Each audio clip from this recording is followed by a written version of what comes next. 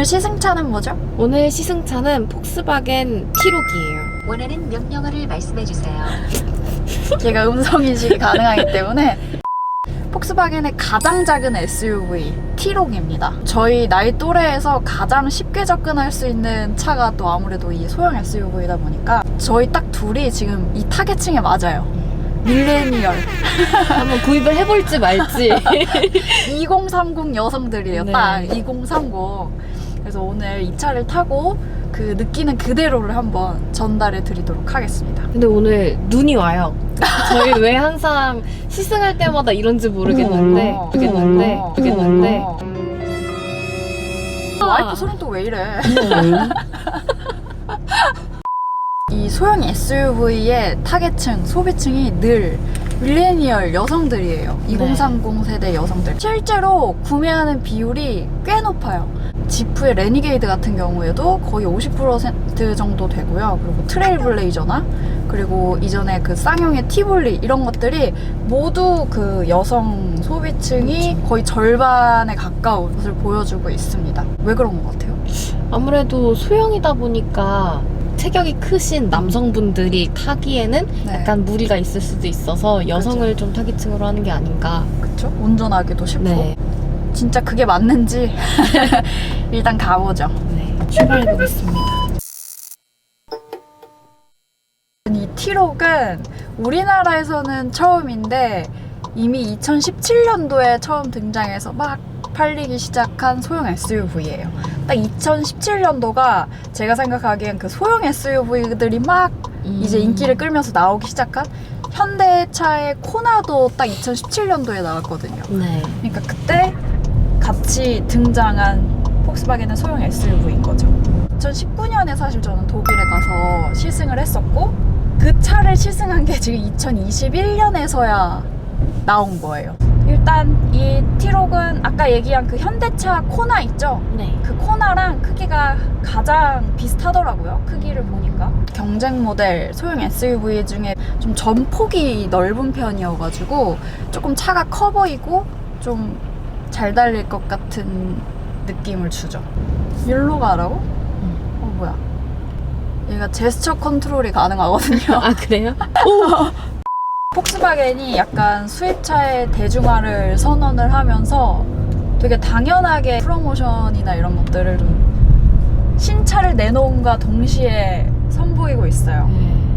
그래서 T-Roc도 마찬가지로 프로모션도 함께 보이고 있죠. 뭐 파사트 GT도 그랬고 제타도 그랬고 그래서 제타는 뭐 거의 2천만 원대 살 수 있는 준중형 세단이다 막 이렇게 해서 홍보를 했잖아요. 그래서 와 폭스바겐이 진짜 가격을 다른 수입차에 비해서 팍 낮춰서 좀 접근하기 쉽게 좀 더 대중화를 시키겠다라는 게 보였는데 전 사실 T-Roc에서는 약간 잘 모르겠어요. 이게 지금 시작가가 보니까 거의 3,600만 원대부터 네. 시작을 한단 말이에요. 그리고 최고 트림이 4,000. 네. 네. 근데 이제 여기에 폭스바겐 파이낸셜 뭐 프로모션을 받으면은 3,200 최대 정도. 네 3,200부터 시작해서 3,600만 원대까지 이렇게 나오더라고요. 그러니까 우리나라의 다른 소형 SUV들과 가격을 비교하면은 결코 뭐 낮다고는 할 수 없죠. 네. 사실 가격이 높다 해도 아 내가 이 정도 지불할 만한 가치가 있다 생각이 들면은 구매를 하게 되잖아요. 그래서 그 가치가 뭘까? 저희가 일단 이 폭스바겐 T-Roc의 장점 3가지를 네. 살펴볼까요? 일단 첫 번째로 저는 이제 외관이 2030 세대들을 좀 겨냥했다라고 네. 볼 수가 있는데 총 6가지 네. 색상이 나온다고 해요. 근데 그 색깔에 되게 원색을 많이 써가지고 요즘 좀 젊은 사람들이 개성을 좀 드러내는 걸 많이 하잖아요. 네. 그래서 차로도 좀 개성을 드러낼 수 있게 이렇게 만든 게 장점이 아닐까라고 맞아요. 생각을 했어요. 이런 소형 SUV들 보면은 색을 좀 과감하게 써요. 그쵸. 외장색 같은 네. 경우를. 또 지금 저희가 탄 색도 진짜 튀잖아요, 사실. 네. 예쁜 파란색이지만 눈에는 확 튀는. 맞아요. 멀리서 봐도 아, 내 차 저기 있네. 네. 알 수 있는 이런 다양한 색채. 두 번째는 적재 공간이 되게 넓어요. SUV지만 소형이기 때문에 적재 공간이 그렇게 넓진 않겠다라고 생각을 할 수도 있는데 이 2열 시트가 이제 60대 40으로 폴딩이 되잖아요. 네. 그래서 이제 적재 공간을 상당히 넓게 쓸 수 있다라고 생각이 됩니다. 그리고 저 뒤에 트렁크 바닥도 2단으로 활용을 할 수가 있어가지고 뭐 짐 좀 더 실으려면은 밑에다가 바닥을 깔면 되니까. 그래서 약간 젊은 사람들이 레저 활동도 꽤 가고 하잖아요. 그렇다 보니까 소형 세단, 뭐 준중형 세단 이런 걸 선택하기보다는 소형 SUV를 선택하는 것 같아요. 마지막은 네. 일단 인테리어적인 측면인 것 같아요. 네. 폭스바겐만의 그런 깔끔한 무엇을 시트? 도와드릴까요? 미안해. 깔끔한 시트라든지 네. 이런 데도 보면은 지금 스티치 라인이 네. 이런 것도 들어가게 돼 있고, 그리고 2030 세대들은 되게 얼리어답터잖아요. 그쵸. 네, 이런 계기판이나 이런 디스플레이나 이런 것들도 그렇고 무선으로 이제 애플 카플레이나 이런 것들이 다 지원이 되잖아요. 네. 그래서 그런 부분에서는 또 장점이 아닌가. 저는 세 가지를 생각해 봤을 때 일단 저도 디자인 측면에서 하나인데 간결한 디자인. 요즘에 이제 브랜드들에서 내놓는 SUV 모든 차들이 저만 그렇게 느끼는지 모르겠는데 너무 우락부락하고 과격한 거예요. 어떤 사람들은 그런 디자인을 좋아할 수 있지만 저는 이 폭스바겐의 T-록을 선택하는 사람이라면 좀 단정하고 간결한 디자인을 찾는 사람이지 않을까라는 생각이 들었어요. 저는 그게 더 마음에 들었고요. 그리고 실내나 외관이나 좀 정돈이 잘 돼 있어요.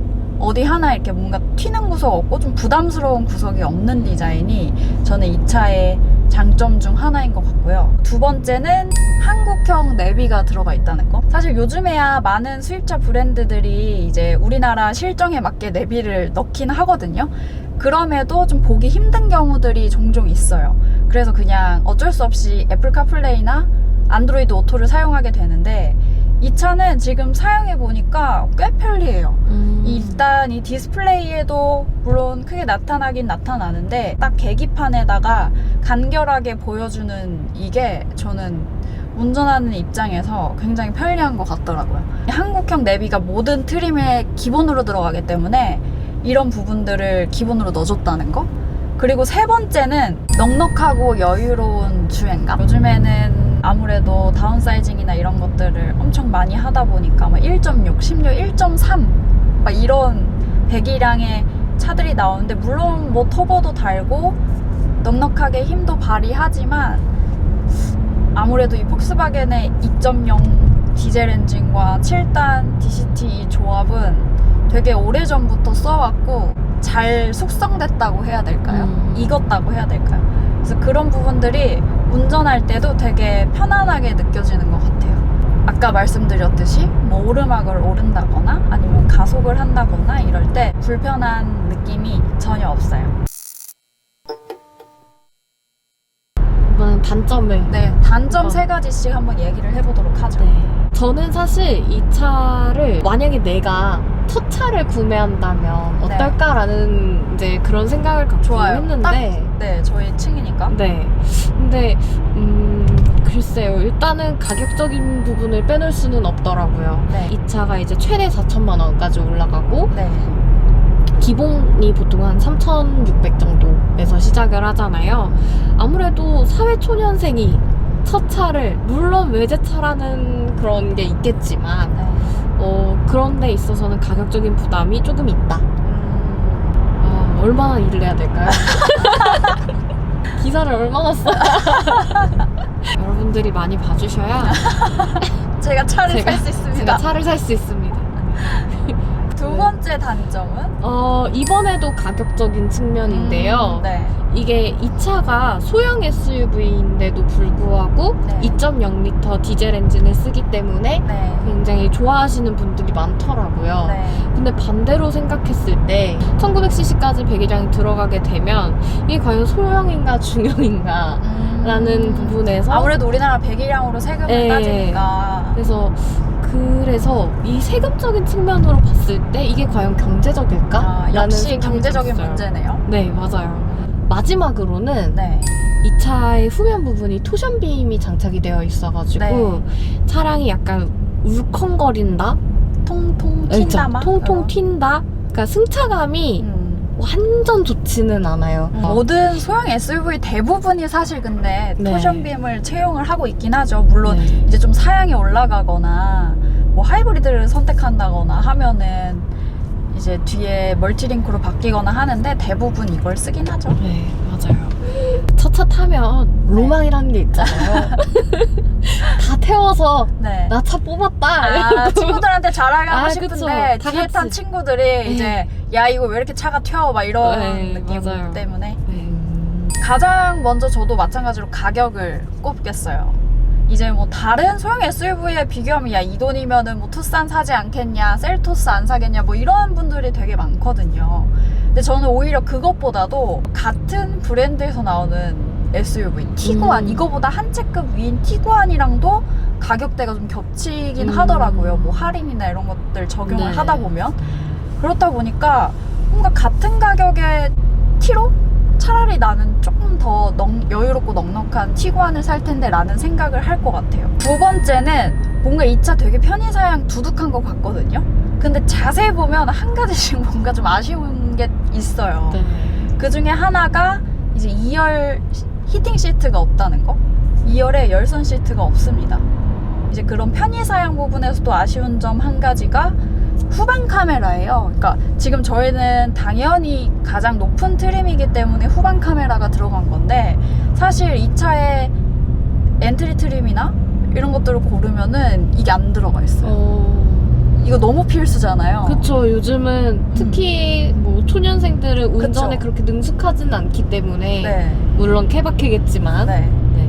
근데 당연히 있는 거라고 생각할 정도로 저희는 익숙한 기능이죠. 기능인데 이거를 이제 높은 상위 트림을 선택하지 않으면, 그러니까 바꿔 말하면 가장 많은 돈을 주고 사지 않으면 이 기능을 쓸 수 없다는 점, 이런 것들은 조금 사실 아쉽더라고요. 그리고 생각하는 마지막 단점 한 가지는 바로 가솔린 모델이 없다는 겁니다.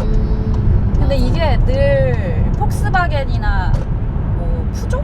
이런 차들이 나올 때마다 항상 아쉽다고 얘기하는 것들이 왜 가솔린 모델은 안 들여오냐는 거예요. 다른 나라엔 잘 팔면서.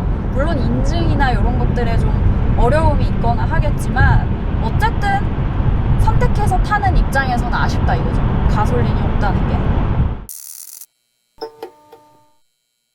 오늘 가는 곳은 가오픈 카페를 갑니다. 저희 얼리 어답터잖아요.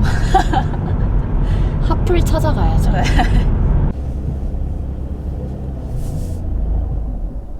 눈보라 싫어요? 뭐 커피 한잔 하러 가시겠습니까? 네. 여기가 어딘 줄 알아요? 봤어요?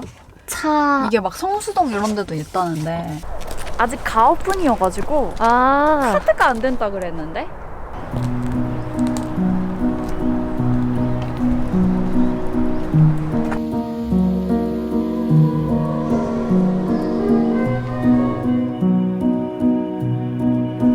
하나, 둘, 셋, 찰칵.